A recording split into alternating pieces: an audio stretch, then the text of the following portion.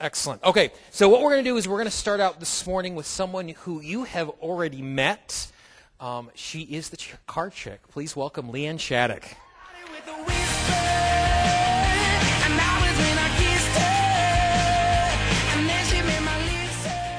Good morning, everyone. Pamela asked me to share this story with you. I had a really incredible, life-changing experience this year that completely changed the way that I approached my business. I was invited to race for a woman-owned race team in the 24 Hours of Lemons. Not the 24 Hours of Le Mans, which you may have heard of, but in fact the 24 Hours of Lemons. 24-hour endurance racing for $500 cars. What could possibly go wrong? This is where I learned that running a business is a lot like racing cars. You're going to fail at least 80% of the time. So I'm going to share with you the story of how I turned an epic failure into a triumphant victory. The first race of the season started out at the beautiful Barber Motorsports Park in Birmingham, Alabama. Everything started out great. The car was running well.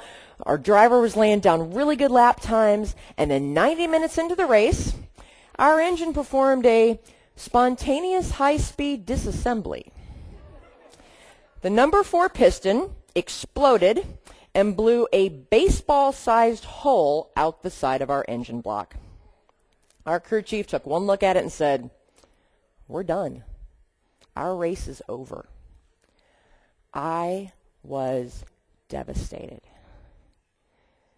And then the entrepreneur in me woke up and said, "Oh, hell no. We are not done.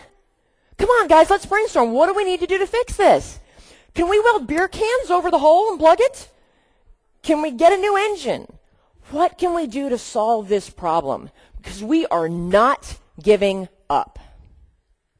So we pull out our iPhones, pull up the website for the local junkyard pull-apart in Birmingham, looking for a replacement engine.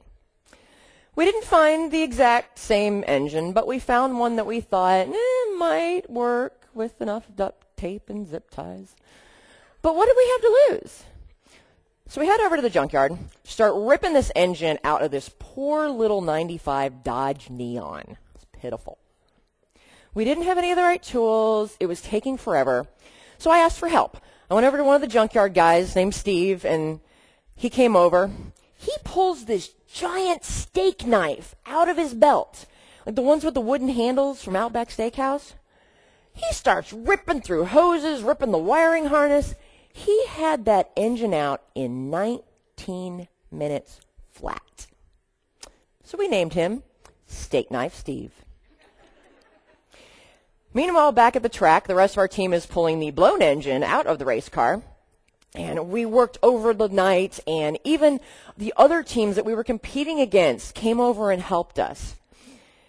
And by the next afternoon, we had successfully performed an emergency engine block transplant, and we had the new engine in our race car.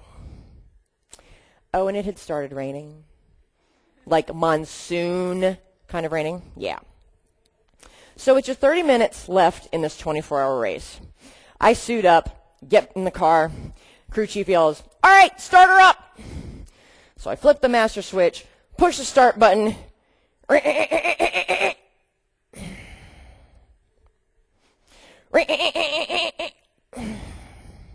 She wouldn't crank.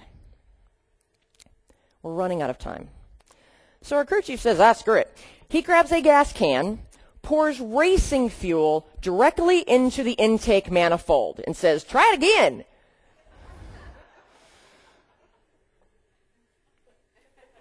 Remember yesterday when we said I had to buy fireproof underwear? Whoosh! This giant fireball erupts in the engine bay. And he yells, "Full throttle, full throttle!" So I slam the gas pedal to the floor. It sucks flames down into the engine, and the damn thing started up So crew chief yells, go, go, go, get out on the track. Don't worry, the rain will put the fire out. Just go. So here I am behind the wheel of a race car that is still on fire. It is dark. It's raining so hard I can barely see the front of the car. So driving blind with just 10 minutes left in the race, I laid down 4 laps, crossed the checkered flag to officially finish the race. And we didn't even finish last. We did win a trophy for our heroic efforts and for the best Alabama junkyard name, Steak Knife Steve.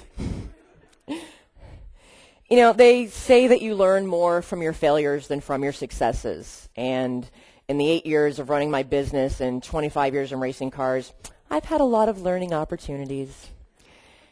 But running a business is a lot like racing cars. You are going to fail 80% of the time. But it's how you face those failures and what you do with that other 20% that defines you and ultimately determines your success.